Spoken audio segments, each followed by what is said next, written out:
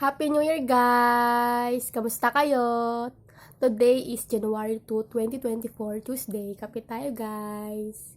Kamusta? Kamusta New Year nyo, guys? Sana okay lang kayo. Sana masaya kayo ngayon. And wish ko sa ating lahat na maging maganda yung pasok ng bagong taon at maging blessed tayong lahat. Yun naman ang pinaka-importante, yung good health, no? And long life and happiness para sa ating lahat. Ngayon is nagkakape ako. Ang oras na is 3:30. Sobrang init, guys. Kahit kanina umaga, ramdam na ramdam yung sobrang init.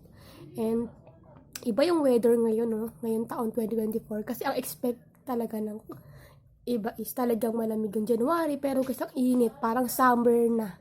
As in, guys. Talagang nagpapaypay kami, ayan, no. Kasi tipid-tipid sa kuryente. Ang mahal-mahal na ng konsumo ng kuryente, di ba? Sobrang init. Nagkakape pa din kahit mainit. Ganyan kami dito, guys. Sobrang init. At yan. Musta kayo, guys? Kamusta yung naging New Year, no? January to ngayon, guys. January 2, 2024. Ngayon ulit ako nakapag-vlog tapos sa December 24 ng Noche Buena kasi na-busy ang lola niya, na-busy. At then bukas may lakad na naman kami, pupunta kami ng airport. So yun, may lalakarin lang kami, may asikasuhin kami. So yun, guys. Mag-upload ulit ako bukas na short videos or vlog. Kamusta?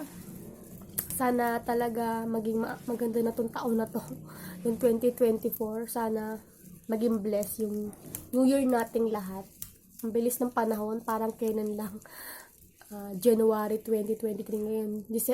Ngayon is January 2024 na. Parang alam mo, ang bilis ng panahon, ang bilis ng taon, ang bilis tumanda ng tao.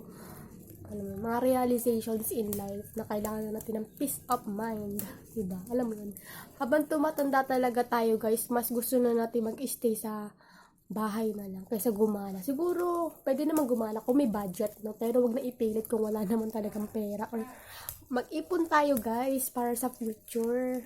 Ganon ang gawin.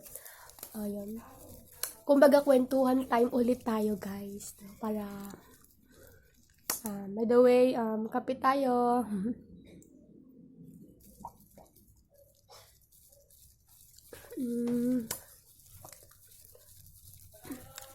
Sarap i-enjoy ang buhay, guys. Sarap maging mabuting tao. Alam niyo yan. Enjoy nyo lang yung buhay dito sa mundo. Kasi alam niyo, maiksi lang ang buhay. Hindi natin alam kung hanggang kailan na rin tayo dito sa mundo. Diba? Hindi natin mahuhulaan kung kailan tayo mawawala dito sa mundo. Kaya maganda is habang nandito tayo sa mundo is gumawa tayo ng mabuti sa ating kapwa. Diba? Bigyan natin ng peace of mind. Mag-share tayo ng happiness and blessings sa ating kapwa. Diba? So, ito yung start ng vlog ko this year, 2024. January 2 ako nag-start. So, soon mag-upload ulit ako ng mga short videos para sa inyo, guys.